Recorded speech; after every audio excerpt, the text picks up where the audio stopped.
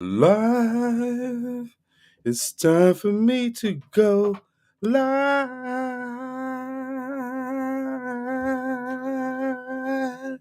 Oh, y'all, you know I was gonna hit that high note. Yeah. Sorry for y'all seeing my butt. I gotta light my incense. Just give me a couple minutes. I decided to go with no intro. How's everyone doing today? I hope everyone's doing well. Please leave me a comment. I know it's been some time since I did a live video, but guess what? Today I had the time, and so as soon as I get my incense going, we shall begin. Just so you guys can see, because I know I'm in I'm in portrait mode. So there goes my incense as always. I'm trying to get it lit. There we go. Oh my gosh. It's not working. There we go. I got my fan on, but it's still not working where I would like it to. Will it catch fire? Let's see. Did I do it well? Nope. I'm still struggling over here. Oh, that's not good. Oh my gosh. Thank you for watching. I'm so happy to be here with you guys right now. It was a great week. Nothing bad to say. It was really a great week. And like you said, right now you see me trying to get my instance going. It's not going. But while I get that going, because before I start my broadcast, I like to have my instance, because that's reminding me always to talk with a purpose and not just be talking on the live just because I have access to live and I want to just talk to everyone, because I assure you, uh, my youngest would like for me to be watching one of her foreign interests, uh, rom coms. She's watching something right now. It looks like Crazy Rich Asian, the series. But anyhow, I got it going. So let me show you proof. There we go. I got it going off the camera. Next time I try to get it going while being on the camera. But man, I'm so happy to see everybody. I'm happy to be back here once again. I'm sorry I couldn't update you um, with my X-Men, because episode 3 was fantastic. I really watched it Wednesday. In addition to watching um, X-Men, my daughter and we did the complete rundown. We watched from New Rock Stars to Heavy Spoilers to Screen Crush to Den of Nerds, and there was another one. We watched like 5 breakdowns of episode 3 of X-Men, um, Flesh Made of Fire, and it was super dope. Um, but if you have been paying attention to my social media, seeing my posts this week, you would have known that I left town, and I was gone for 3 days, spent from Sunday to Thursday. Well, like 3 full days in Panama City Beach. My wife, my in-laws, we all got together and we took my wife and I's youngest to Panama City Beach to go lay on the water and enjoy ourselves. And I forgot, because before we moved to Alabama, we lived in Panama City. So for me, it was just going to the beach, but it was giving our youngest a chance to be in the vicinity of some of her peers and catch up with them before they, move on past high school, being that she's a freshman now. So some of her constituents are still there. So it was pretty cool to be able to be there and have that moment with her. She went to her old elementary school, Breakfast Point Academy. Her mother and grandmother walked up in there, and she met with one of her teachers, and they had like a little mini reunion on the fly, which was really cool. It was something I've never done before, so the awkwardness of it was like, I don't do well with unusual situations, and that was an unusual situation for me. I was open for it. I just did not have the mental fortitude to go forward with that. So shout out to my wife for being willing to do that on the fly for our child. Our child really enjoyed it. In addition to that, there were so many cool things that we did. One of the dopest things I did was I really enjoyed Panama City Beach for like the first time. on the tourist level. When I lived there, I worked. So there was times we went to the beach frequently. In fact, we lived across the street. I believe it was like on Southtown Drive. We lived in the Lake Town Wharf. So we overlooked and stayed in the vicinity of the beach. But there's a difference between living and working and being a tourist. And this time we stayed in the Spring Hill Suites on Front Beach. And I mean, it was a fantastic view. And just so you guys know, I totally geeked out because at first we were on the 12th floor in the 1200s and we were looking on Front Beach. We didn't have the beach access.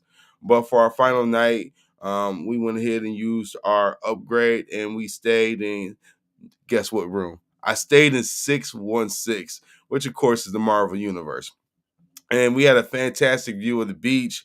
And let me tell you what, um, it was such a dope experience that when we first got into the room, my wife was like, "Come on, we gotta go do things." I was like, "Man, listen, I just want to hear the waves."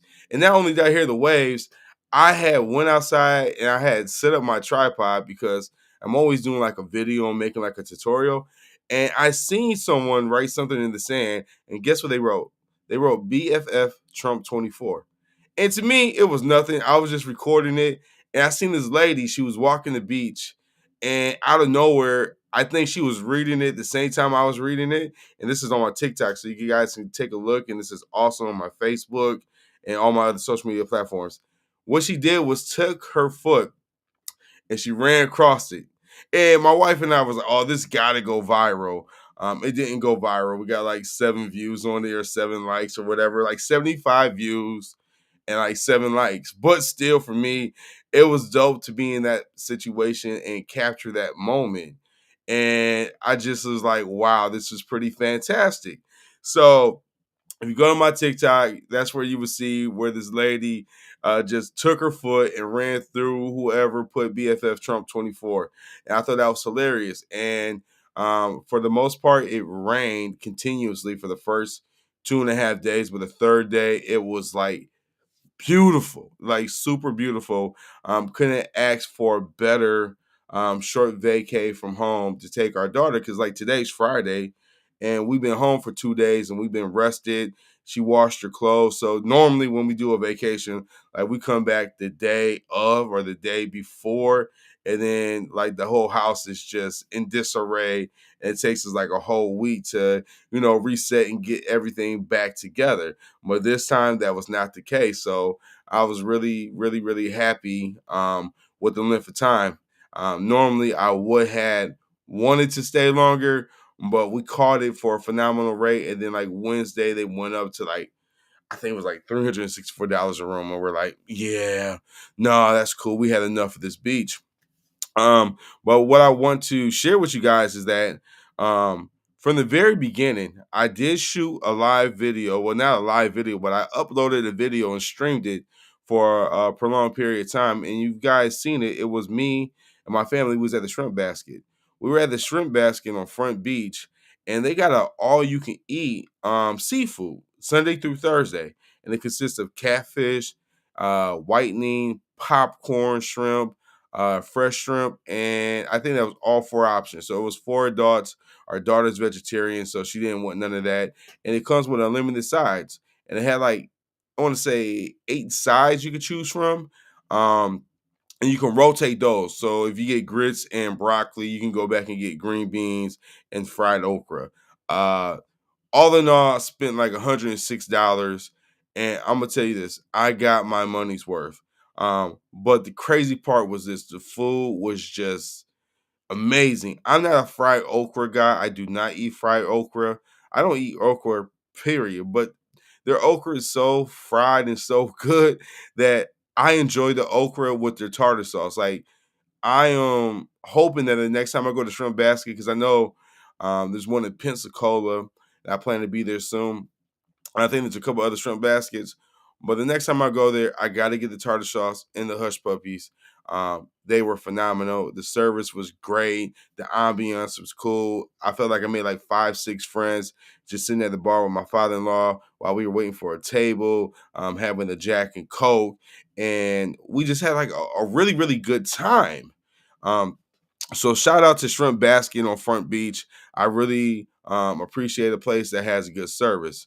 So the following day was Monday, and unfortunately for myself, uh, prior to going on our mini vacation, we did a karaoke party at a karaoke place in Montgomery, Alabama, for our niece's 19th birthday.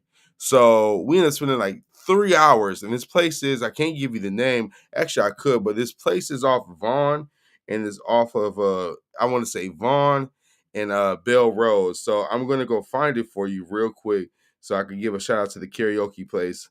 Karaoke, Montgomery, Alabama. It's Hand Shins Karaoke. This place, this was our second time going there. It was our niece's birthday. We went there with her before. Like I said, our youngest is into everything Korean, and she's teaching herself Hangul as she's finishing up her major.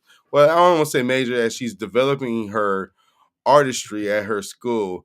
Okra is good for your joints and men. Thank you so much, Abba Jack. Thank you, Abba Jack. I actually can see the comments now. I've been working on some things, but thank you. Okra is good for you. And tell you what, I'm not really a fried guy, but I would definitely get the okra again. I don't know if I could do okra just like steamed or anything like that. It's way too slimy for me, but this okra was phenomenal. So, like I said, we had did this amazing karaoke party, and like we recorded like 3 hours worth of footage.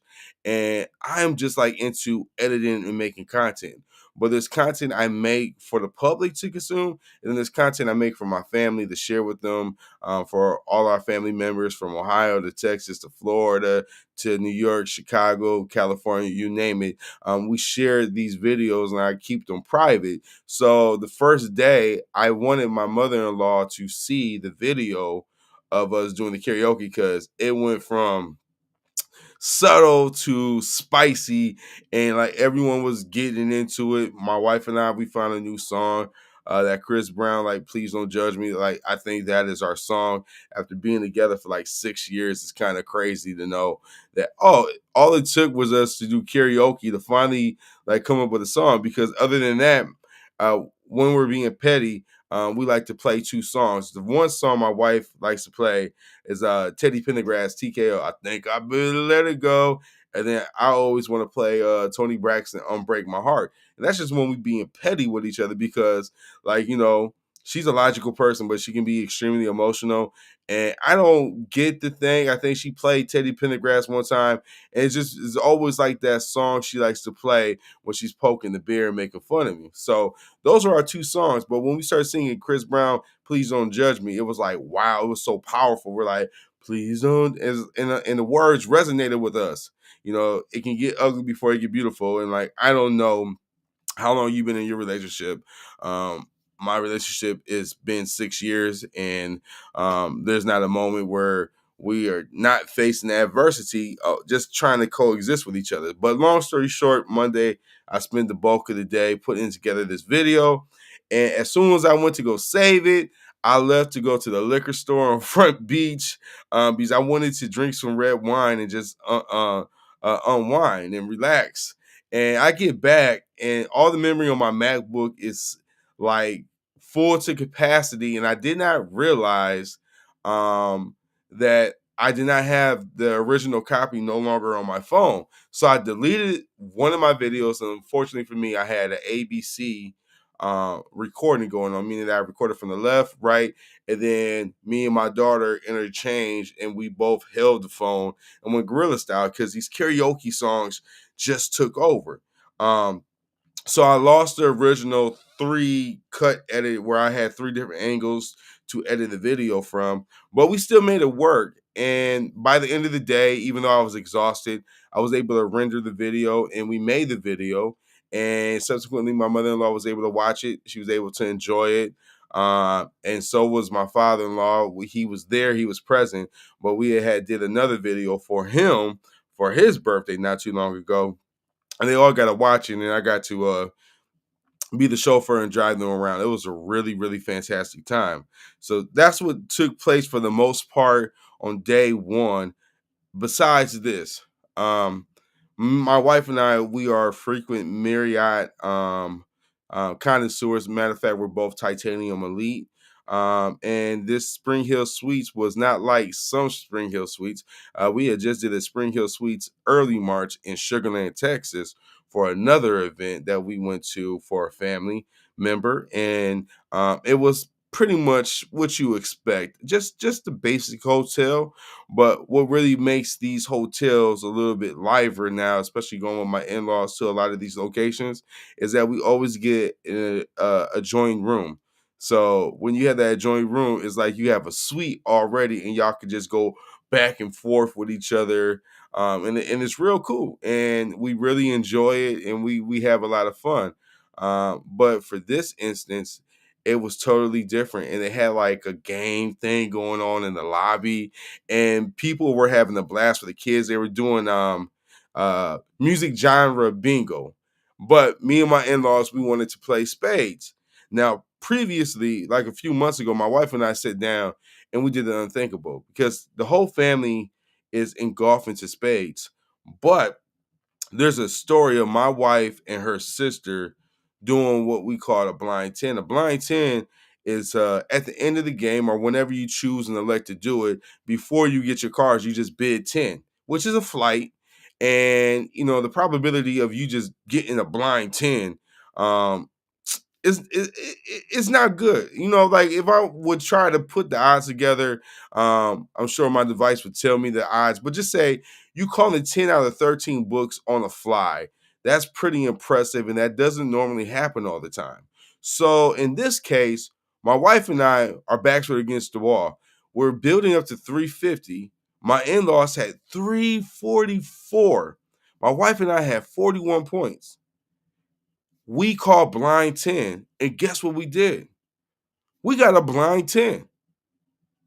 We beat her parents on the final hand, got 400 points, and that never really happens. But guess what? I recorded it this time.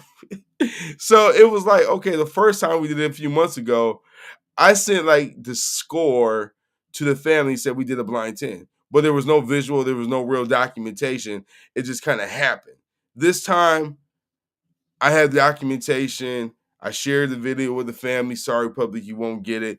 But everyone got to see it who chose to see it. Um, and we had it documented. So that was like fantastic. That really started our day, our vacation on the right foot. So the following day, um, our 15-year-old was like, look, I could have done all this at home. Only thing I get is a beach view. We're like, oh my gosh. Like you just can't enjoy not having the pressure of being home and a break from the norm. Like you're just like, I could have done all this at home. So my in-laws was like, challenge accepted. We're gonna do everything on your list, including going to BPA. So my daughter was like, okay, bet we're gonna do this, we're gonna do this. Man, we ended up playing spades at Rocky Lane. We got into the same predicament. I tried to do another blind 10. We got a blind 9, and there was an opportunity, but I went clubs. My wife was looking for me to go diamond. So that yada yada yada. I owe my in-laws a video of them beating us because they took it. They took it like some G's, but they wanted us to set the record straight. So I owe them this video of them beating us and us not getting our blind 10. But we went to Rocky Lanes. We really didn't eat. We went roller skating, my daughter and I. My daughter, she's like, I think I want to call her like the Mother Teresa of kids skating because every child that fell, they got these like PVC. I think you call them like they're like PVC skate uh rollers where you can hold on and the kid can hold on. And then if they fall, it kind of helps them brace they fall. Well, our daughter was like trying to help every child out, and there was this one child in particular. Like I had to just get back on the floor because I was skating, and where I'm from, Toledo, I used to do Ohio skate a lot, especially on the weekends. So I'm not going to say I don't know what I'm doing. I just it took me a minute to get my groove back, but put it to you like this: after I fell one time, I was done. I don't care what. I couldn't spin backwards and just go ahead and go back into the old school method, nor was I really ever good at it, but I was occasionally able to do it, but I couldn't replicate it. So after I fell, I was like, I'm done, right? My daughter was still out there and she was helping out the kid. And I was like, yo, yada yada, let's get up and blah blah blah. Return the kid to their mother. Mother got her, and I was like, look, get a couple more spins, relive this moment. She had a ball. But let me go backwards. Before we did the roller skating, as I mentioned, my wife and I, we used to live in the Lake Town Wharf. Shout out to the Lake Town Wharf. Um, we went to my favorite restaurant in all of Panama City Beach. And I say this, and I don't say this lightly, right? Because Taco Amigos in Harrisburg, PA, I love them, right? Those my people, right? I really, really enjoy them. But Juan Tacos was like the originator, the one that put me on to creativity, playful banter, and great food, right? Like Juan is like what I aspire to be in social media. Like he just doesn't really care about people's perception of him. Because his food always sells out. In fact, the food sold out while we were there, and me and my wife looked at each other a couple times like, man, is Juan going to shut the line down before we get to order? And fortunately for us, we did not. We did not get the line shut down on us. In fact, we ain't seen Juan in like 4 years, and he still recalls our face.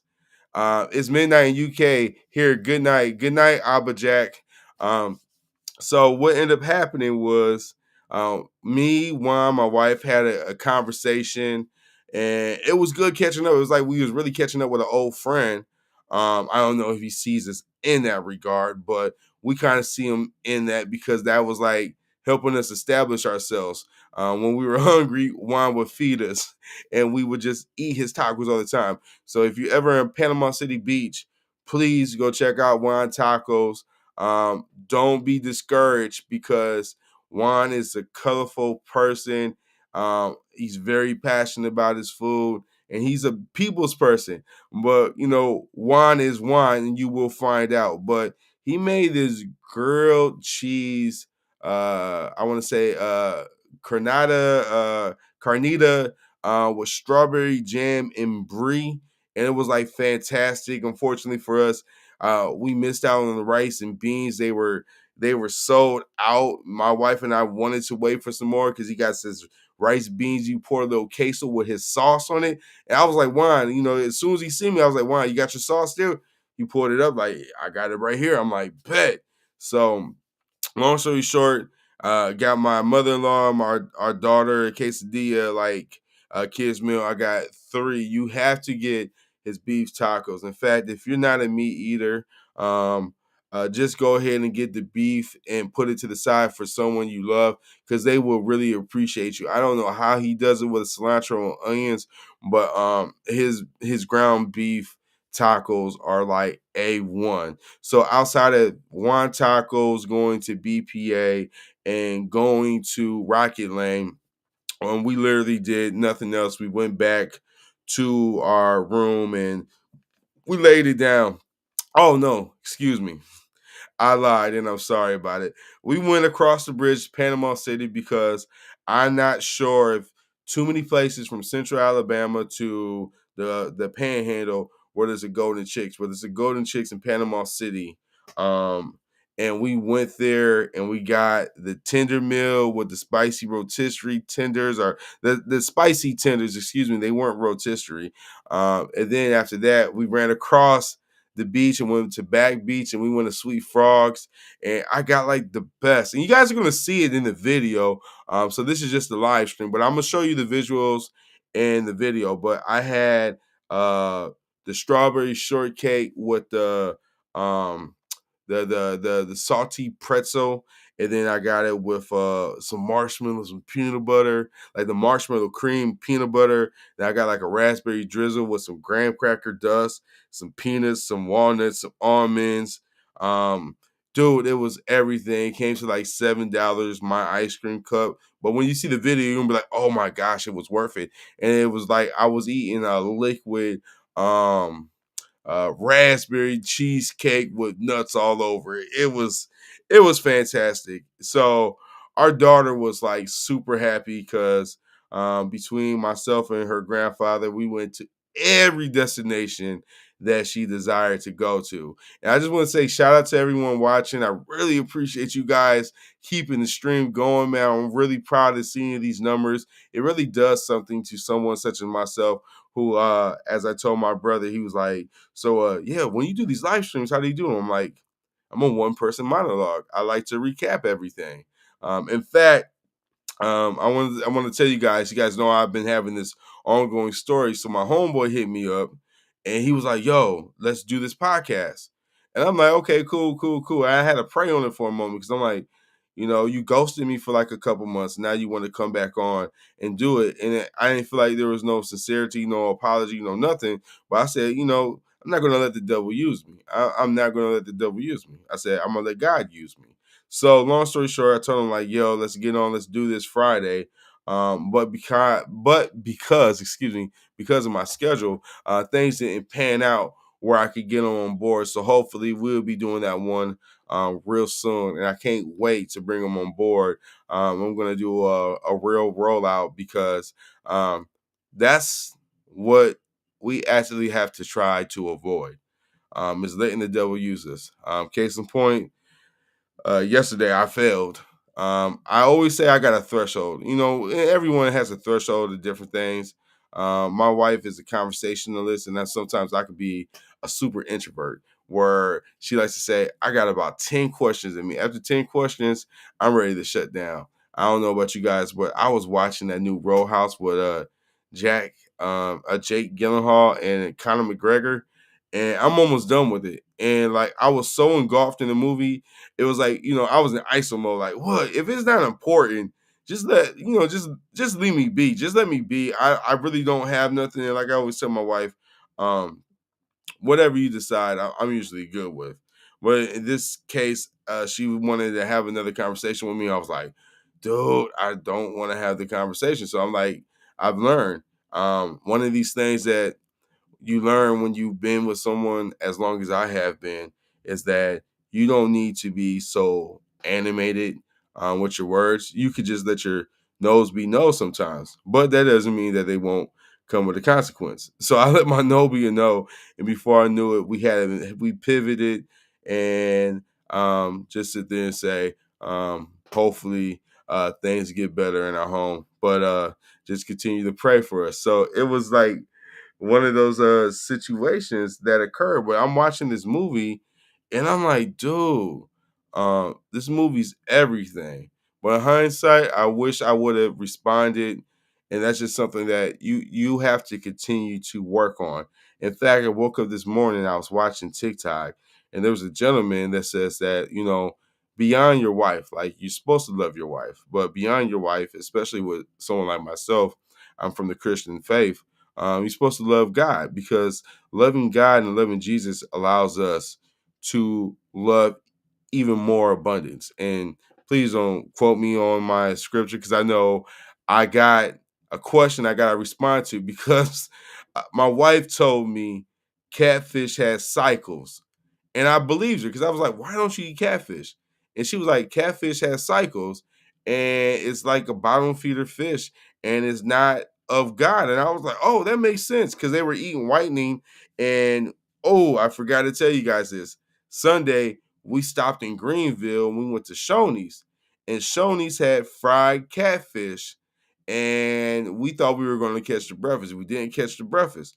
So everyone just decided to go ahead and eat the catfish. Now, I'm from Ohio. I'm not really that big on fish, but I know I don't touch tilapia like that. But catfish, I know it can be a little slimy at times, so I'm really skeptical about it. But this catfish was really, really good. So when we get to Panama City Beach, my wife is telling me that they have cycles. And I really get up online and I'm like, well, catfish have cycles.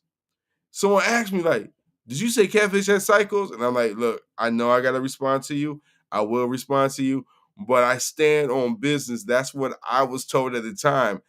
It was only afterwards that I received a chuckle. Like, you really said it. I said, look, I can't be just saying things and then having people out here like believe in me and be like, well, yeah, catfish got cycles. Because I always tell our daughter, like, look, if you can't verify and you can't provide documentation, then it's best not to speak on it at all. Because if you ain't got a link with some sound concrete data, then you just talking out the side of your head. And we don't do that in 2024. So that was that. And then in addition to, like I said, let me circle back around. We had a fantastic time when we was driving back up. I watched that new X-Men, and all I could think about was this. I said, I don't know what's going on with me, but somehow with the universe, I just be hitting on certain things. Um, I've been collecting X-Men paraphernalia or merchandise or memorabilia. Please don't quote me if I misquoted that. For a while now, since for like the last, probably want to say 5-6 years. I seen like in Panama City Beach at the GameStop in Pier Park years ago. I seen Wolverine, Jean Grey, and Cyclops like anniversary edition uh, uh, collector's toys. It was like $75, and I wanted it so bad. My wife was like, "You got to put your needs in front of your wants and things of that nature, yada yada yada." And I'm like a little spoiled kid. I'm like, man, when I get it, I'm gonna get it. I'm gonna get that. Long story short, I never got that. But what I ended up purchasing was the Hero and Villains, which has ballooned in value. Even though recently my Cyclops leg froze, I still got the uncanny Cyclops one still in the box with the Archangel and so many other characters. So needless to say, knowing that X-Men 97 has really just skyrocketed, it brings the uncanny X-Men toys to a whole new stratosphere, and they're going to continue to go up. It's just kind of like what's going on right now. 4 years ago, I bought the Dogecoin. I bought the Dogecoin before it went to the moon. I bought the Dogecoin when you could still get it for less than a penny. And I bought like a lot. And I told my brothers to buy it, and I bought in, and then I sold some. And subsequently, like you can sit there and see right now, it's surging once again, and it's an election year. So I kind of look forward to election years because election years, the last time I seen all of my stocks rise, and subsequently afterwards, I seen the big drop. And I told myself, if I ever get a chance to go back to the moon, this time I might potentially cash out. Even though we know, history speaking, that Doge is still new, is like 11 years old. So there's no telling where this thing could potentially go. And I was just watching Elon Musk on TikTok, and he was talking about, well, the rich people say Bitcoin, but the people's coin. I see my line workers at SpaceX, and I see them at Tesla, and they're all talking about Doge, Doge, Doge. And I'm like, well, you know what? Whenever a billionaire or the richest man in the world keeps talking about it, there's going to be some big whales definitely taking that bait and investing into it, and hopefully it just balloons the portfolio, because I know at one point in time I seen just triple digits just off of Doge, and I was like, I don't know what was in me. I guess I had the diamond hand. Wasn't scared of missing out, because subsequently I could tell you that went from triple digits all the way down to like 5 bands at one point in time. And I mean, I'm like, I can't even believe. But you don't know things until after you've been there. So you can't speak on something until like after you've done it. Like, how many people have actually shown diamond hands when they seen their stock go 100x? I have, and trust me, it was something, because I remember Sundial before then.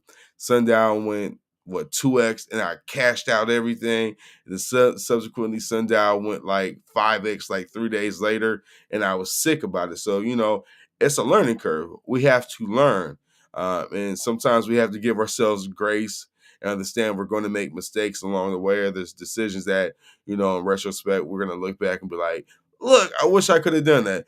But listen, I want to go ahead and change the trajectory. I told you about my trip. I want to get into these other conversations. I know, like everyone else, I looked at this whole Diddy thing and I'm over here like hearing what they're saying about, hey, well, Jay-Z's kind of quiet and all this other stuff.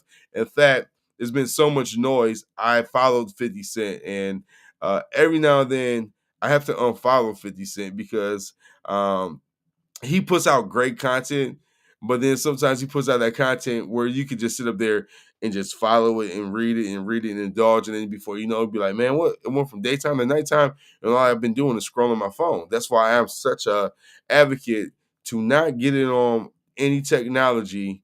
Like it's like Ramadan, right? From like 6 a.m. in the morning to like 6 p.m. at night.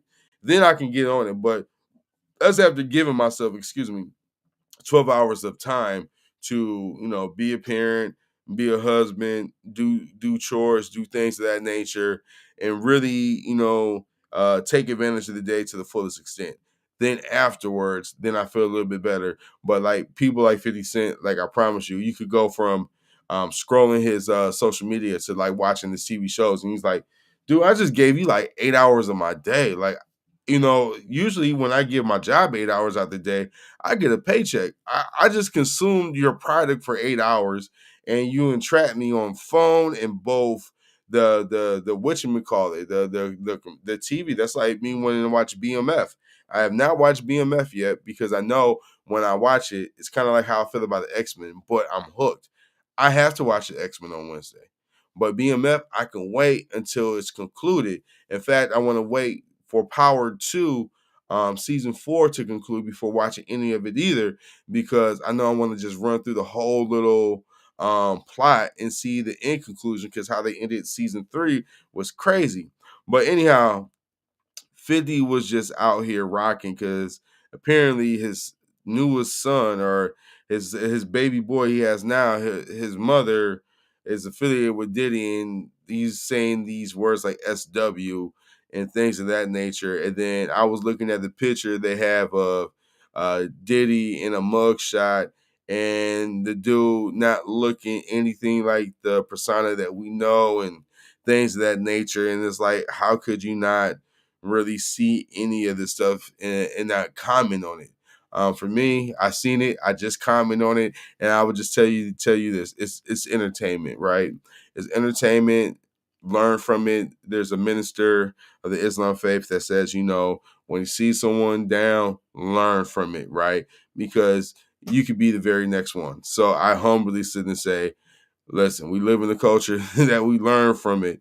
Um, in fact, I know a lot of times, and especially with this cancel culture, and even just like having a wife, there's times I say something and it gets misconstrued, and it's like, you almost want to defend yourself, like, yo, um,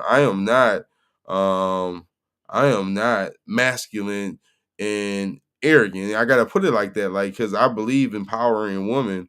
Then I also believe in us as a couple knowing our place, knowing our role. There's a lot of times I have to be there and play my position. It's not the position I desire to play, but it's a position I know that I need to play in order for us to move like a well-oiled machine. Case in point, my daughter and I got up to the day, and I was like, "Look, baby, help dad with we got to go ahead and clean the pool. We've been gone a couple of days. We didn't put the screener over the pool. So we need to take care of this. Man, that ended up becoming an all-day project. But I told my daughter, I said, the difference between year 3 and year 1 was this. I looked at it as a daunting task, a daunting chore. Year 3 is like, I want to know that my stuff is functioning at a high capacity. And it's kind of like food. I will eat other people's food. I will go to a restaurant. But if you ask me who makes better food, hands down, I do. I make the food to my liking, to my tasting, whereas they make the food to the masses. I'm not saying they don't do a good job, and I'm no way a chef, but if you got to compare your food to Wendy's, then self-explanatory. Wendy's, I'm kicking your butt. It's straight up. That's just what it is. Um, But yeah, I seen all of those headlines and I was just kind of like taken by it. But the thing that was the most devastating to me was, and I haven't looked to really engage and know how, but when you see what happened in Baltimore with the boat running into the bridge and subsequently those people passing away, rest in peace. That is so tragic, and that doesn't do nothing but keep that narrative alive about them high level bridges. Like, I thought there was like certain things. Like I said, I haven't watched, so I don't know. But I know they got this new term because I seen the mayor of Baltimore, and this is of course coming from TikTok. The new term they say DEI is basically the equivalent of calling someone a derogatory word. So they sit and say didn't earn something, and I'm like, people always find all these ways of labeling something and saying this and that. Like, look at the world that we live in. The world that we live in is not fair. People are going to feel the way that they're going to feel. We are progressing as a nation, but that doesn't mean people don't have their biases. That doesn't mean people don't see people a certain way. In fact, as I continue my career, I've been really coming to an empath as far as opportunities. I've been looking to move from the way of life I knew in the field that I once knew, in the way that I went as a contractor to working for a company. And I'm telling you, I probably got 20 rejection letters. In fact, I got a letter today from a company. They were like, you need to, you know, articulate your different various jobs. I said, well, it's the same job, but I just work for different companies, and it's all the same work. And I've been getting like so much positive feedback from so many people in my community. But it's like we were sitting and said, if I put down every job I have done within the industry I've done, it will look like I have worked for like 35 different companies, but in my line of work, we refer to work opportunities as deployments. So I've probably been on 17 different deployments in the last 5 years, and they all are various things from auto to field to remote to supplements, you name it. So companies sitting there seeing that page and it's like, Dad, go on, man, you got a 10-page resume. I know, so I try to condense it down and put the bullet points down. Long story short, um, everything changes and nothing changes, and we are who we are, and people are going to be who they are. That does not mean just because they're labeling you this way that's truly their sentiments. And if it was, who cares? He's the mayor, right? He's the mayor of that whole city. So DEI or whatever, that's like me trying to say, well, Trump is not qualified, he did not earn the presidency. Well, at some point in time he got voted into office, so it is what it is. He got it, so he's there. That's just how the cookie crumbles. So us debating about, is he worthy of it or not, that's irrelevant when he's already filled that position and he's potentially looking to obtain that position again. That's life. That's how this happens. And so I don't see the point in having a back and forth about any of it. In fact, I don't see the point in having a back and forth about anything. That's exerting way too much energy and putting way too much stuff out there with all these hypotheticals. Life happens, and we're gonna be lifing until we're not lifing no more. And until we're not lifing no more, then I sit there and say, I think Kendrick Perkins put it best. You got one foot towards your maker, and you got another one on a banana peel. That's all you can do. You can only live your life. And you cannot sit there and quantify your life based upon a streak. I can't sit there and quantify my life based upon how well my wife perceives how I treat her. I love her, and at the time she's not going to feel I love her because I'm not always giving her 100% of what she would like. But here's the kicker: at the same time, I don't get 100% of what I like, but yet I know enough to know that what do I gain by complaining about it? Because at the end of the day, if you come to me, I'm going to love on you. I might be offended. You might be offended. That's just how the cookie crumbles. Anybody put one of these things on and want to uphold it, they need to understand this. It's not easy. It's not for the weak, but it gets better over time. It's like a relationship with a child. Um, I never thought my eyes will open up and I'd be able to parent and father in a new way. But I am. I'm less offended by some of the antics, some of the things that happen, and some of the things that occur. I'm starting to realize that, hey, this is normal teenage behavior. The expectation I put on the situation was where the fault lied at. I expected a child to do as I say, not as I do, because that's what I adhered to as a child. I wanted to please my father. I did not want to upset my father. So my father said something, I wanted to adhere to it. I didn't question him because if I questioned him in my mind, that would make him withhold his love from me. And let me tell you what, God is amazing. And this is what I wanted to close with. There was 3 incidents this week. And I think 2 of them I can recall off the top of my head. The other one might pop. Well, I want to go ahead and close the show with this, right?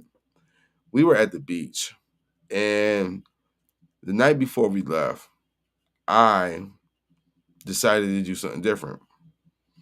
My wife and daughter wanted to go to the beach. I wanted to go too.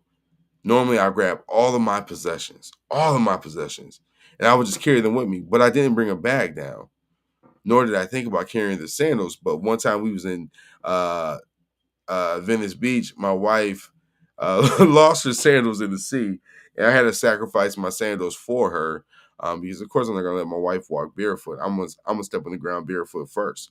Um, that didn't happen. I opted to do something that she's very comfortable with doing. We took our puppy with us because he had a gas incident that subsequently cost us $350 to get diagnosed in X-rays the week prior.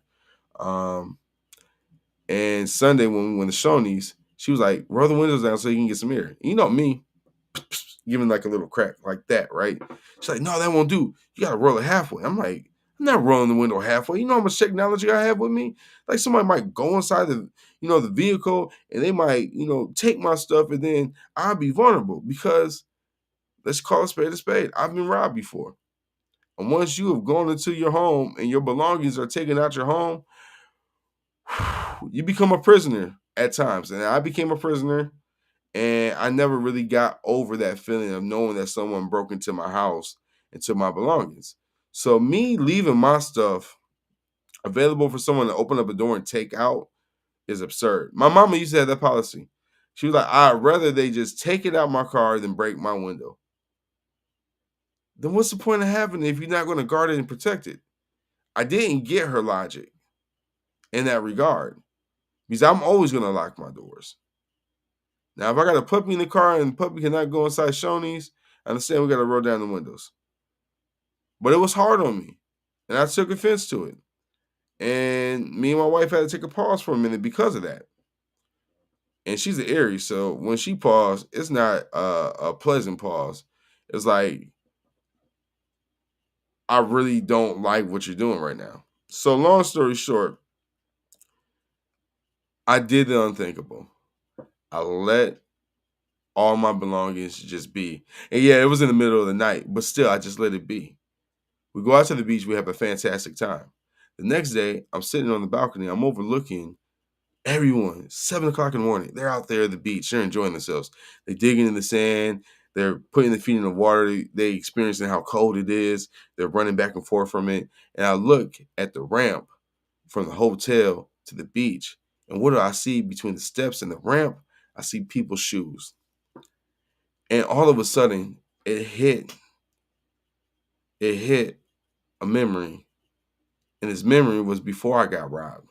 This memory was when I was little, me and my friends would go to Swan Creek Apartments on McCord and swim at our friend Alex's pool.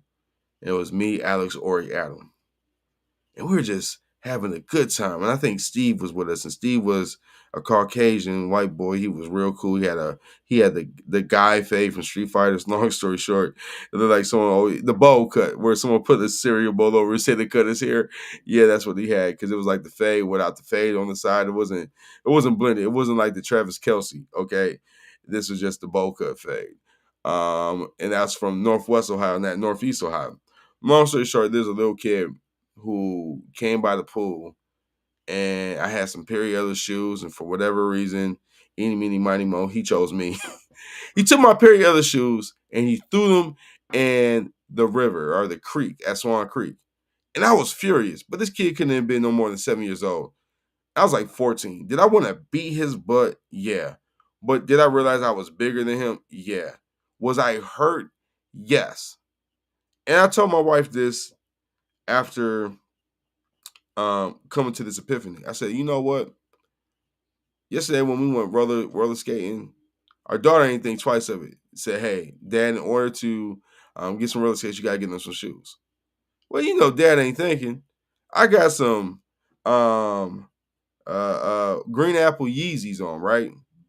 I'm not really taking my green apple Yeezys off and then trusting that I'm going to get them back, because these green apple Yeezys have gone up in value since Yeezys are not being mass produced no more. I don't know, but that's my assumption. I haven't looked at stock exchange. I got them for resale, not retail. So I know they've gone up in price, or that's what I'm going to believe until proven otherwise. I had a panic attack. I didn't want to do it, but I was like, I'm gonna trust God and let it go. I got my shoes back. But I told my wife, and I was like, this is one of the reasons why I said we're gonna go to Pensacola soon. I said, I no longer want to be a slave to my possessions. I do have nice things. I have nice chains. I have nice rings. I have a lot of nice stuff. In fact, I have so much nice stuff, um, I look like I just spent three, four, $500 on per outfit. Like I'm to the point now where like I don't have to buy no J's, and I still have J's to wear to the end of this year. That people will be like, "Wow, I have yet to see you in those J's," and I'm like, I really don't have enough time. And quite frankly, through the power of Target, as my wife likes to call, I really got into the $20 shoes. And you really don't see me. You don't really see me in my J's until I want to be in them. In fact, you can see how clean this Toon Squad shirt is. And I had this Toon Squad shirt for like almost 3 years now, and bought it, like boom, day one. Long story short, I said, next time I come to the beach, I enjoy the ambience of the sounds of the beach. I enjoy the water. I said, only thing I need is a beach chair, a book, and I don't want to be held prisoner. Because I said, one of the ways I started to validate myself when I became successful. And for me, success is six figures, right? So I never had expectations of being someone to amass six figures, right? So when I amassed six figures and started to make a lifestyle that encompassed six figures annually, I realized I hit a level of success I didn't project for myself. And that level of success I wanted to do, of course, is validate myself. Unlike my hair is more so the reality I'm in, right? My hair, I lost it by force. Hey, Tanel, how you doing? Thank you for watching. I lost my hair because hereditary. My father doesn't have hair. Other family members don't have hair. I lost my hair. So me being able to afford this is not because I'm ashamed of being bald. Heck no, I love being bald. But given the option, do I want to be a dreadhead? Yes, I do. And that's why I am a dreadhead. So what I did was validate myself with possessions. I bought Jordans, blah, blah, blah. A lot of stuff that really is not going to give me the ROI I would have like the Dogecoin and some of the other stocks I invested in. But it made me feel better as a person. It made me feel like I was on other people's levels. And subsequently years later, please learn from this. None of this was worth it.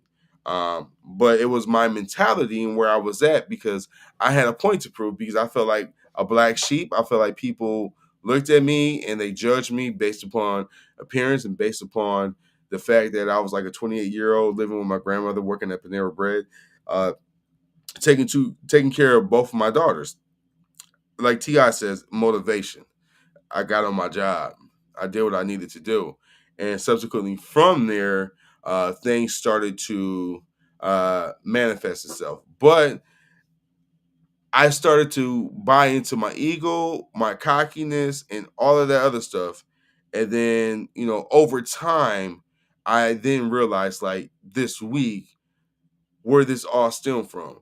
One, um, I felt guarded because that boy threw my shoes away into a creek. So from there, I learned to really guard my possessions and not let someone take my stuff. And then one time I let my guard down and trusted another situation, someone broke into my home and they took all my possessions out. Fortunately for me, I had insurance, but yet and still, I became a victim and I didn't release it. And then I just realized I'm never going to do this again. The next time I go to the beach, I'm planning for the beach. I'm planning to enjoy myself. I could care less about these garments at 40. I could care less about these shoes at 40. I could care less about a lot of this stuff at 40. In fact, I got an iPhone that's completely cracked up. It's an iPhone 13 Pro Max. Now, I was happy because it's the first time I got a gigabyte iPhone and I had like a lot of storage. But I tell you what, you have a lot of storage, but 72,000 images and video, you're going to pay for the 6 terabyte upgrade. And long story short, I realized that, hey, after getting that phone, I didn't need it no more. But I could have learned this a long time ago, but that part of my brain wasn't mature enough until as of lately to say that, hey, now I'm really at a point where I can separate my needs from my wants. And I understand that there's things that I might want. Case in point, I went to the pool store today and I dropped a pair of Jordans on pool chemical for the summer. But that takes away the need to have someone do my pool every month and charge me the base charge of 150 to 200 plus whatever subsequent things they seen. I spent $250 and my pool is probably going to be taken care of from, and we're talking like April all the way to like September, October, when me and my wife decide to, minimize the doings with the pool, and when the it gets cool enough where we ain't got to worry about no algae blooming, that's when we're going to make that decision. So long story short, that was an epiphany. I said I will never come to the beach again and not enjoy myself because I decided to become a prisoner to my attire. My attire will no longer define me, and I'm really happy for that. And then subsequently, there was another PTSD moment. We spent the night over at in-laws' house, and I think the guy came to deliver water, and and there was a knock at the door, and it was sudden. And of course, I'm the only man at the house at the time. So, but this ain't my house, so I go first, get permission from my mother-in-law. Like, I don't want to just be opening up the door. I'm not one of her sons. I'm her son-in-law, so I don't want to come off like, hey man, blah blah blah. But I'm right there in case anything happens. My mother-in-law zooms out the room. She answers the door. I go back in the room, and instantly reminded me of being in Holland at my grandmother's house and what used to happen. My grandmother was a pastor, and Pastor Demetrius, before God took her home. I love you, Gran. Um, we used to have guests come over the house frequently, and when they come and they knock on that door, we knew that the kitchen was off limits and that we were not to be seen until it was time for us to be seen. And for a moment, I had that same mentality happen to me. And I went inside the room and I just stayed in the room quiet because I didn't want to, interrupt or intrude because, I'm here, my wife's here, our daughter's here, but it's not my doors to answer. And then all of a sudden it kind of hit me. I was like, I don't like this feeling. But where does this come from? And I say, God, thank you so much so because you've been giving me things that I've been needing to deal with related to my childhood and some of the traumas I've been through. And like I said, it was the shoes and becoming a victim or prisoner to my attire. Then it was me trying to validate myself to others because I found some success, and I subsequently was like, hey, y'all ain't take a chance on me. Y'all ain't see this happening. Y'all could have been with me. We could have been doing this and yada, yada, yada. And then the third one was the door. But let me follow this up and close with this. God makes no mistakes. And there was also another message I found on social media that really resonated with me. Um, every one of these life situations that I was put in, um, ultimately I grew and benefit from them. Okay. Um, I realized that I don't need to be wearing things that are going to make me overprotective and that it's going to cause for me to react in a way because they're just clothes at the end of the day. That's all it is. I have no stake in Jordan because I got a pair of these Jordans. In fact, I wish I would have done like what people did with Netflix back in the day. I wish I would have put $2,000 into Netflix and then watched it balloon to 300,000 like it is right now. Subsequently, other than paying for the subscription, like mostly everyone else has done. Um, and then, secondly, validating myself. Um, I don't know why we do it to ourselves at times. It's just a way of life. You want to be, you want to feel sometimes like it's an equal playing field. Like I am just as good as you are. In all actuality, we are always as good as we are, but because of perception and because of what people say to us, we start to feel less than. Like we start to look at ourselves and say, as a kid, well, I come from a single mother. She stays where her mother, I'm sleeping in this basement. My father, he works a job, he has a house. I get to go over there on the weekends. Me and my cousins compare. I got a house. They got an apartment house, little silly things like that. But I got XJ900s. They got this. Their dad buys them the Sega. My dad buys me a checkerboard. He gives me playing cards and things of that nature. And we start to feel like we're less than and we're not as good. Then when you go over to your cousin's house who has all the cool stuff and all the cool things, and you're like, well, this really, really blows my self-confidence. And then, you guys start comparing each other, well, oh, you got a big head. Like, oh my gosh, you got a big head, you got small ears, and you got short arms. Like, oh my gosh. Oh, then you're bald. Oh my gosh. It's like you start to feel less and less. And then when you don't apply yourself or you're encouraged to apply yourself and study and push for greatness, then you really start to feel some type of inadequate way about yourself. And then when you look at your decisions in life and you see where your decisions in life have got you, then you sit back here and you're like 28 and you're working at Panera Bread and you're like, man, I can't wait, man. If I get an opportunity to make 20,000, I promise you. There was one year when my daughters were born and my baby mama and I were looking at who was going to claim the kids. It was crazy. Like she had grossed 1,500, I grossed like 6,500. I'm like, yo, I should claim the kids. And I'm thinking to myself now, years later, like I grossed 6,500 over the course of 1 year, 52 weeks as a grown man. That's what happens when you don't really have the guidance and you don't have the belief in yourself that you can achieve great things. Like you have to sometimes, man, I don't know. That's why I said praise be to God, because there was times in my life where I did not know. And so it's funny to be in the situation that I am right now. It's just like God is beyond good. Um, when I was a kid growing up, we had a public pool depending on what apartment complex we was at.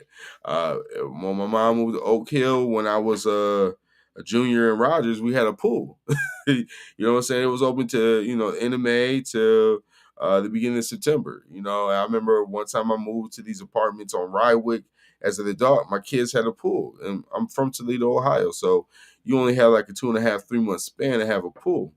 Now to be in a situation where I got to go to the pool store to maintain my pool just runs year round is a blessing. And then when you sit there and look at the situation and say, man, well, my mama was a single parent in Angola Groves, and we had a 3-bedroom, apartment in the projects, and you look at yourself and you're like, well, dad gone. Well, where I'm at right now, you can put that apartment within an apartment within an apartment, another apartment, and then make it my living room. It's a blessing. But then you got to kind of like turn off that thing, right? Perception, right? I want to still look a certain way. I still want people to notice me. And that's where the communication. Let me just tell you, if you're watching this, if you feel like that and you can identify with that, I strongly encourage you to seek a therapist, because nothing's wrong with you, right? And don't look at therapy as something's wrong with you. Just look at where you're at, right? And understand that it's hard to turn it off. Once you turn it on, it's hard to turn it off, because you had a point to prove and you wanted to prove your self-worth. And once you proved it, it's a goal, and a goal is okay to have. Like right now, I'm 40, right? And now I'm thinking about life at 60. And my goal is, when I turn 60, I'm not going to be a greeter at Walmart unless I desire to be a greeter at Walmart. When I'm 60, I want my business to make money for me. I want to be able to sit back, play cards, enjoy myself, and do whatever it is I desire to do at 60. But me grinding for retirement at 60, no, sir. I'm a little disappointed in myself that I didn't plan for retirement at 30. But at 30, I was just tasting something that I didn't taste before. And like you sit there and said, coming from where I was from, I always go back to the story. I took my dad to his first Pistons Bulls game.